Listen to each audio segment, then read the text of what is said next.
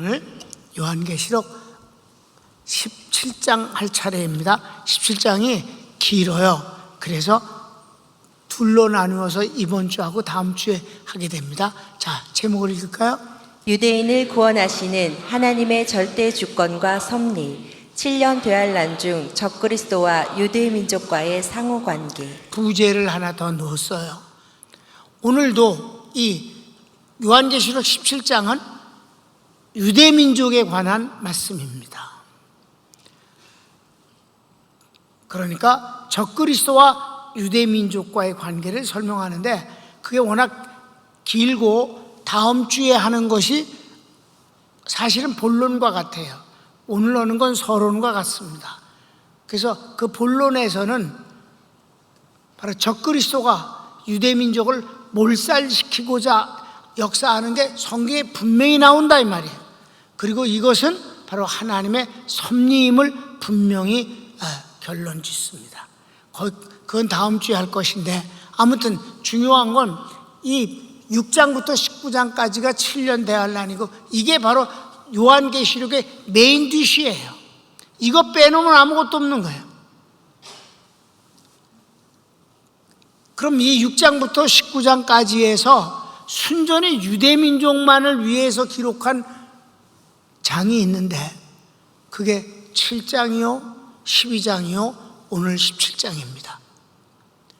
이렇게 유대민족 그 한민족을 위해서 기록한 것이 이렇게 많은데도 불구하고 왜 그것을 간과해버리는지 모르겠어요. 왜 그럴까요? 지금 유대민족들이 기독교가 아니기 때문에 그런 것 같아요. 유대민족들이 주님을 십자가에 못 박으라고 소리 지르고 거기에 따라서 하나님이 벌을 주셨기 때문이다 라고 생각을 했는지 모르지만은 아무튼 지금도 유대민족이 기독교하고는 상관없이 사니까 그들을 간과해버려서 이렇게 치워버렸다고. 근데 요한계시록은 유대민족이 주인공으로 드러난다 이 말이에요. 주인공을 빼버리니 이게 다른 걸로 만들어내야 되잖아. 그 자리를 딴 놈이 엑스트라가 들어가야 되지 않느냐 이 말이에요. 조연이 들어가야 되니까 말이 이상스럽고 앞뒤가 안 맞고 혼란스럽다 이 말이에요. 그것은 곧 무식이다. 무식한 이유가 뭐냐? 무식이라는 건 지식이 없다는 뜻인데 뭐 안 그러겠어요? 복음의 진리를 모르면 무식이지 뭐. 자, 이제 여러분들에게 이거야말로 서론이야. 서론의 서론. 1 시작. 음녀의 실체는. 자, 음녀가 나오는데 여기 음녀가 누군가부터 알아야 돼. 요한계시록은요 상징적인 그 단어가 많이 나와요. 자, 읽읍시다. 음녀는 적그리스도와 유대 민족이 세계 통일을 이룬 정권을 뜻합니다. 음녀는 말이에요 뭐냐 하면은 적그리스도와 유대인들이 결합을 해서 세계 통일 국가를 세웠는데 이것도 성경에 나오질 않아요. 자체 구체적으로 나오면 무슨 의아심이 생기겠어. 자, 이게 여러분 휴거가 먼저라야 이런 일이 일어난다는 걸 아실 수가 있어요. 자, 휴거가 딱 됐어요. 그럼 크리스찬들은 전부 올라갔다는 얘기 아니겠습니까? 아멘. 죽은 크리스찬도 부활해서 올라갔고 살아있는 크리스찬도 다 올라갔어.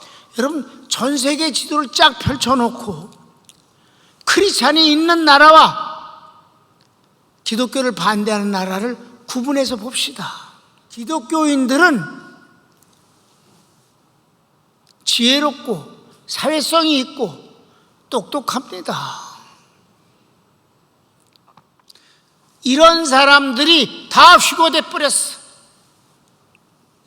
남은 건 기독교인이 다 올라갔어. 휴거됐어. 나머지 뭐가 있을까요? 자, 이슬람권들, 천주교인들, 불교인들, 종교적으로는 그렇다고 치고 그 외에 아무 종교도 안 믿는 애들, 공산주의자들 뭐 이런 것들이 남아있단 말이에요. 진짜 하루아침에 지구의 이 수준이 땅바닥으로 떨어졌지 뭘 그래. 다 올라갔으니까. 아멘? 그러면 여기서 뛰어난 존재가 있으니 그게 바로 유대민족입니다. 유대민족은 물론 휴거되지 못했습니다. 지금도 유대민족이 크리스찬이 있는 가운데서도 유대민족이 뛰어난 민족으로 전 세계에 두각을 드러내고 있는데, 크리스찬들이 휴거된 뒤에 유대인의 존재라는 건 독보적일 수밖에 없다. 여기에 바로 적그리스도가 나타났다. 유대민족이 이를 진짜 정치적 메시아인 줄 알고, 기독교인들이 다 사라진 걸 이미 다 알았으니까 그럼 우리가 새로운 세상을 만들자, 이렇게 해서 적그리스도를 정치적 메시아인 줄 굳게 믿고 유대민족이 손을 잡아서 세계 통일국가를 이루는 것은 그렇게 어려운 일이 아니었다. 어마어마한 세계전쟁을 통해서.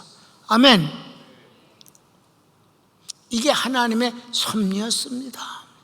그러니까 환난 후에 휴거되는 게 아니라 환난 전에 휴거가 되어야 이런 세상이 이루어지는 건 당연한 것 아니겠는가. 유대민족을 간과해서는 7년 대환란을 이해하기가 어렵다. 이해되셨습니까? 그래서 환난 전에 휴거가 있어야 그 뒤 얘기가 풀린다 이 말이지. 아셨습니까? 그러면 이제 오늘 이 세계 통일국가를 세운 바로 유대민족과 적그리스도가 어떤 관계가 되는가 보겠습니다. 1절을 읽읍시다. 시작. 또 7 대접을 가진 7 천사 중 하나가 와서 내게 말하여 이르되 이리로 오라. 많은 물 위에 앉은 큰 음녀가 받을 심판을 내게 보이리라. 자, 여러분 대접장은 16장에서 끝났어. 그렇죠? 근데 7번째 대접을 가진 천사 중에 하나가, 7 대접 중이야.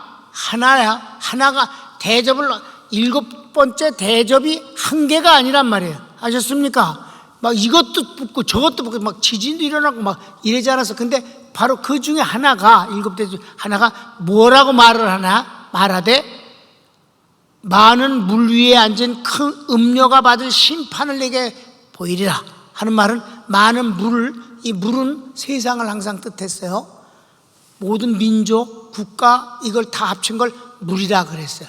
그것을, 그 물을 전 세계를 이제 장악하고 깔고 앉은 음녀다. 이 음녀는 어떤 땐 유대민족을 말하기도 하고, 이 유대민족과 적그리스도가 손을 잡고 이루어낸 정권, 세계 통일 국가라는 정권을 여기선 말하고 있어요. 17장 15절을 미리 읽겠습니다. 시작. 또 천사가 내게 말하되 내가 본 바 음녀가 앉아있는 물은 백성과 무리와 열국과 방언들이니라. 그래, 음녀가 깔고 앉은 물이 뭐냐면 전 세계다 이 말이에요.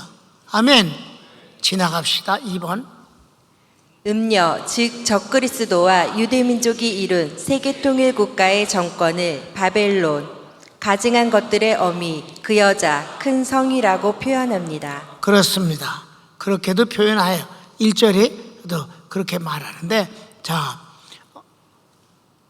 요한계시록 17장 5절에서부터 6절까지를 보면 이런 유사한 표현이 있어요. 여기 뭐 가증한 성, 바벨론, 음녀 뭐 등등 했는데 그게 다 뭐냐? 이게 다 세계 통일 국가를, 그 정권을 뜻하는 것이다. 성경을, 참고 성경을 읽읍시다. 5절 6절. 그의 이마에 이름이 기록되었으니 비밀이라, 큰 바벨론이라, 땅의 음녀들과 가증한 것들의 어미라 하였더라. 또 내가 보매 이 여자가 성도들의 피와 예수의 증인들의 피에 취한지라. 내가 그 여자를 보고 놀랍게 여기고 크게 놀랍게 여기니. 그렇습니다. 또 17장 18절도 한번 봅시다. 또 내가 본 그 여자는 땅의 왕들을 다스리는 큰 성이라 하더라. 큰 성이다. 이거는 수도를 말하는 거예요. 세계 통일국가의 수도가 곧 어디에 있는가를 우리 11장에서 밝혀냈었습니다. 이미 그게 예루살렘임을 알게 됩니다. 시작. 그들의 시체가 큰 성 길에 있으리니 그 성은 영적으로 하면 소돔이라고도 하고 애굽이라고도 하니 곧 그들의 주께서 십자가에 못 박히신 곳이라. 십자가에 못 박히신 곳, 이것은 영적으로는 바벨론이고 영적으로는 애굽이고 영적으로는 뭐고 그렇게 말하지만 사실은 예루살렘이다. 16장 19절을 봅시다.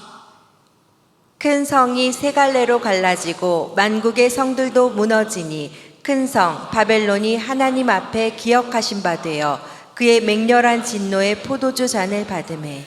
아멘. 이게 다 뭐냐? 세계 통일 국가가 멸망하는 것을 말씀하고 있는 것이다. 그들이 심판을 받는다. 자, 큰 2번. 7년 되알란 기간 중 영적 타락은 그녀 이스라엘과 적그리스도의 연합 정권의 주도로 모든 나라가 함께 죄악에 취합니다. 이 적그리스도와 유대민족이 이룬 세계 통일 국가는 정말 악한 나라가 된다 이 말이에요. 좋은 나라가 되는 게 아니라 세계 통일 국가가 돼서 지상낙원을 이루는 백성들을 사랑하는 게 아니라 완전히 하나님을 대적하고 정말 악한 정권이 세워진 것이다. 아주 나쁜 나라다. 자, 2절을 읽읍시다. 땅의 임금들도 그와 더불어 음행하였고 땅에 사는 자들도 그 음행의 포도주에 취하였다 하고. 여기서 음행은 뭘 말하냐면 하나님을 대적하는 바로 우상 숭배와 귀신을 섬기는 행위를 뜻하는 것입니다. 그래서 이때 열 나라가 이제 부록으로 나누었으니까 모든 나라와 왕과 백성들이 다 이 하나님을 대적하는 일에 함께 취해 있었다. 마치 술에 취한 듯 그렇다. 큰 3번. 이스라엘 국가와 적그리스도의 통일 정권의 정체성. 이 나라가 어떤 것인가를 성경을 선명하게 말씀하고 있어요. 3절부터 6절까지거든. 가로치기 1번. 적그리스도의 몸에 하나님을 모독하는 이름이 가득하고 7 머리와 10 뿔이 있습니다.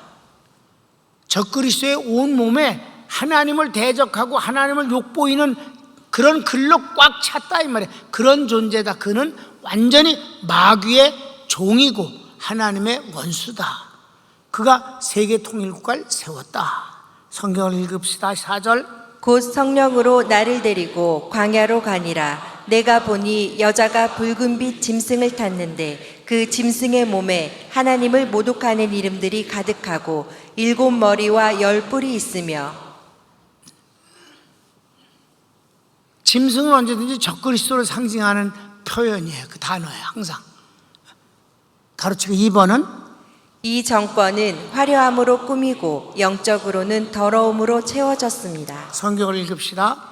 그 여자는 자주빛과 붉은빛 옷을 입고 금과 보석과 진주로 꾸미고 손에 금잔을 가졌는데 가증한 물건과 그의 음행에 더러운 것들이 가득하더라. 다 상징적인 거예요.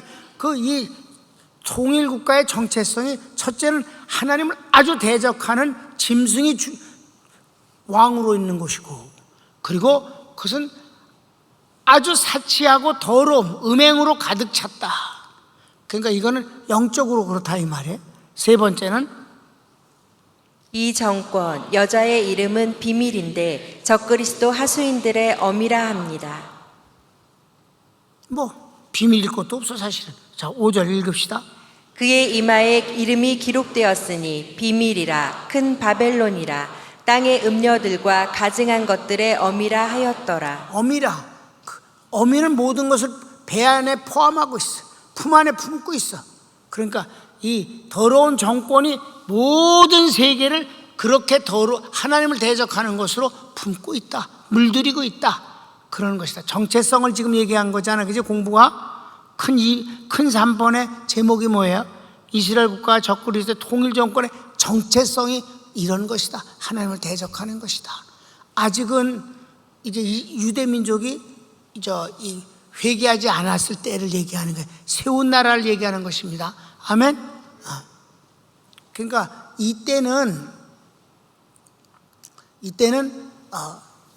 내가 생각했을 때는 시간적으로 또는 시기적으로 나팔 재앙 이전의 모습을 기록한 것이라고 보는 것이 옳습니다. 그 다음에 4번. 이 정권이 예수님께 속한 사람들을 죽입니다. 왜냐하면 예수님에 속한 사람들을 죽이는 극렬한 이 죽이는 일은 전삼년반 때만 일어나는 일이에요. 그렇기 때문에 더 그렇게 말하는 것입니다. 자, 6절 상반절. 또 내가 보매 이 여자가 성도들의 피와 예수의 증인들의 피에 취한지라. 취했다는 말은 이미 죽였다는 뜻이에요. 이미 먹어서 취하잖아. 술을 먹은 뒤에 취하지 먹으면서 취하는 놈도 있니? 이미 취했어. 이미 성도들을 죽이는데 피에 취했다.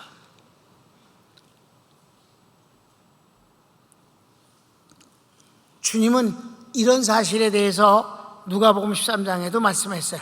봅시다. 예루살렘아 예루살렘아 선지자들을 죽이고 내게 파송된 자들을 돌로 치는 자여, 암탉이 제 새끼를 날개 아래에 모음같이 내가 너희의 자녀를 모으려 한 일이 몇 번이냐. 그러나 너희가 원하지 아니하였도다. 아멘. 여기서 보면 예루살렘아 예루살렘아, 유대민족의 수도예요. 그들이 선지자들을 죽인다는 거예요. 내가 너희를 품으려고 얼마나 그래도 너희들이 내 품에 안기길 원치 않고 오히려 내 대적자가 돼서 나를 믿는 자들을 죽이지 않느냐. 주님의 예언입니다. 아멘. 그러니까 이와 같은 일이 이제 있었는데 그 뒤엔 다른 일이 일어나요. 갑자기 일어난 거죠. 통일교가 세워진 뒤에 적그리스도가 유대민족을 몰살시키고자 하는 그와 같은 일이 시작되는 것이 바로 다음 주에 있는 바로 일이며, 이걸 통해서 하나님은 유대민족을 한 사람 한 사람이 아니라 민족적으로 전체로 회개시키고 방향을 바꾸어서 구원하시는 것입니다. 아멘. 이와 같이 엄청난 일을 간과해버리고 무슨 요한계시록을 해석하겠다는 거예요. 무슨 7년 대환란을 해석하겠다는 거예요. 여러분, 유대민족을 빼놓은 7년 대환란은 의미가 없습니다. 왜 필요한 거가 없어요.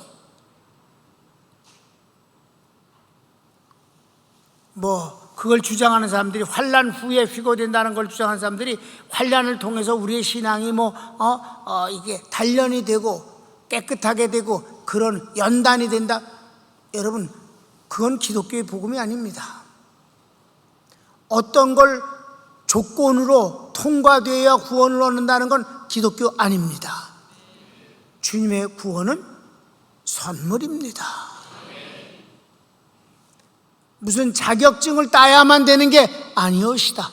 더더욱이나 그런 환난이나 고통을 통해서 구원을 얻는다?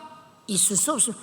은혜는 힘들 때 받는 것은 사실입니다만 구원이 그럴 수는 없는 것입니다. 철저하게 비복음적이며 잘못된 것이지요. 오늘은 이제 여기까지만 하고 다음 주에 아주 진짜 재미있는 내용을 공부하도록 하겠습니다. 손을 모읍시다. 사랑하는 여러분, 하나님의 섭리가 우리에게 모든 것을 다 알려줄 수는 없어요. 그러면 성경이 얼만큼 돼야 되겠다 그랬어요?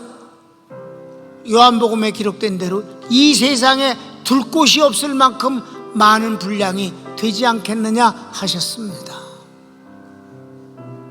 우리가 나의 삶에선 있을 수도 없는 어떤 일이 장차 되어질 거라고 하더라도 복음을 이렇게 알면 우리가 휴거의 주인공이 될 뿐만 아니라 장차는 이 7년 대환란을 통과된 유대인과 그리고 모든 이방인들에게 예수님과 함께 왕노릇하면서 저희들의 선생이 된다는 것은 영광이 아니겠습니까?